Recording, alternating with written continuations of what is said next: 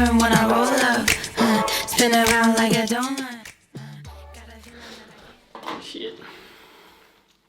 I only stick to things that are simple. And I feel like I've tried out so many different productivity and planning system methods. And I feel like I've also tried out all the to-do apps and tools. I kept upgrading and optimizing and switching. Nothing lasted for very long. And I still felt overwhelmed and never got all the stuff done that I actually wanted to do. But then I found videos by creators who shared their minimalist bullet journal setups. And that sounds really nerdy and geeky. And yeah, for the longest time, I thought bullet journaling was really silly and just too much effort. And above all, it just looked like it was only something for artsy people. But then I found out that there's another way to do bullet journaling, a simpler way. A minimalist way. There's no need to make a bullet journal all colorful and fancy. You don't need 20 different colored pens or a ruler even. So I decided I'm gonna do this my way and make it super minimalist and simple. Only using one pen, a simple notebook, and no artistic skills. I started bullet journaling my way about a year ago now, and it's really been the simplest game changer ever.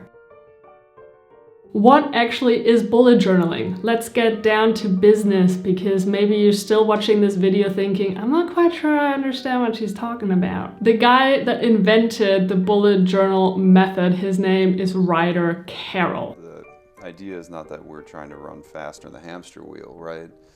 I find that bullet journaling encourages people to actually think about what it is that they're doing.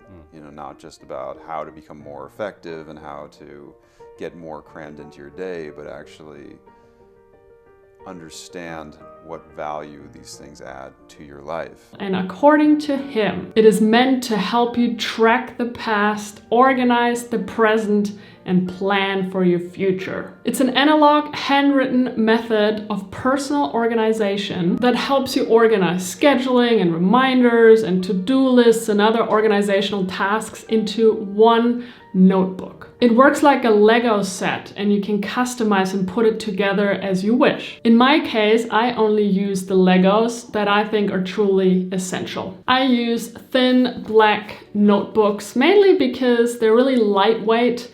And you know, to be honest, I actually throw them out when I'm done. There's no need to hold on to whatever I scribble in there. Currently, I'm using a grid square notebook, and I also really like the dotted ones, which are the ones that real bullet journalists prefer, or the bullet journalists prefer. But you know, whatever floats your boat, there's no need to be I can't speak. There's no need to be perfectionistic here, okay? Just use a notebook. It's all good. Many bullet journalists, especially here on YouTube, they like to tell you to use specific pens and a specific brand. Just use a pen. I just use a pen, like any pen that I can get my hand on, it works. It doesn't matter the color, blue, black, red, purple, just use a pen. All right, well, here is my minimalist bullet journal setup.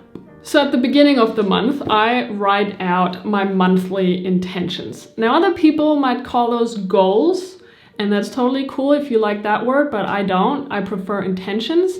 So that's what I do. I just write out what I want to achieve in a month, or would like to achieve in my dream world. And then every Sunday evening, well, sometimes it's Monday morning, but I try to do this Sunday evening, is I write out my weekly intentions, all the things that I would like to do and create the following week. And, you know, covering whatever blog post or video, podcast, Instagram posts, all the other things that I need to do and want to do especially. And then I write out my daily intentions and my schedule, usually the night before when I think of it, sometimes in the morning before it gets started. I keep my to-dos at 3 the most, mainly because my brain gets overwhelmed very easily, and it's just all that I can compute to stay on top of things. So 3 is the magic number. I highly recommend you just focus on 3 things every single day. And below I write a list of meetings and calls and events. They get a circle, whereas my to-dos, they get a square. And then as I go along, I tick off what I've accomplished and finished. And those things that didn't get done at the end of the day,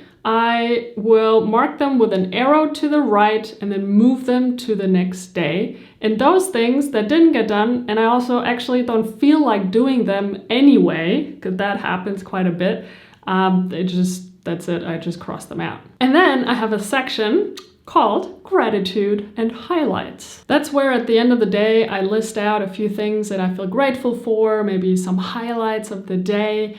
It's just a really nice practice to reflect on what's happened and just kind of look back and feel some gratitude, because that gratitude practice, it's powerful. So this is it. This is my very minimalist, unpretty, one pen, no ruler, bullet journal setup. It works for me because it's simple and it only takes me a couple of minutes every day, and that in combination is really the reason why I've been able to stick to it. I also like doing it by hand and like a real physical notebook with a real pen in my real hand. For some reason, it works better for me and way better than any digital app has ever worked out for me. And the really cool thing about bullet journaling is you can individualize and customize it the way that makes your heart happy. I definitely recommend you watch some more videos here on YouTube to see how other people customize and design their bullet journals, but I warn you, many of them are very artsy and very advanced and very pretty, very colorful. But see what's out there, see what you can do with it, and then choose your own adventure. That's what bullet journaling is all about. As a resume, I can say that my brain is way more organized, it feels clearer somehow, and I just get more done. And I'm just happier at the end of the day. Let me know if you have any further questions in the comments. I'm happy to jump in and see if I can help you out. Also, I cordially invite you to sign up for my weekly Flow and Wonder letter, in which I share a personal essay that I write specifically for my newsletter. And also I pick some resources or just share some videos and articles and books and all the good stuff that I really enjoyed, and I share that in there as well. Basically, it's full of awesome mind-expanding ideas all around the creative process, self-exploration, mindfulness. Juicy, juicy, juicy. You'll find the link below, and I will see you next time. It's been a pleasure. Thank you for watching. Bye.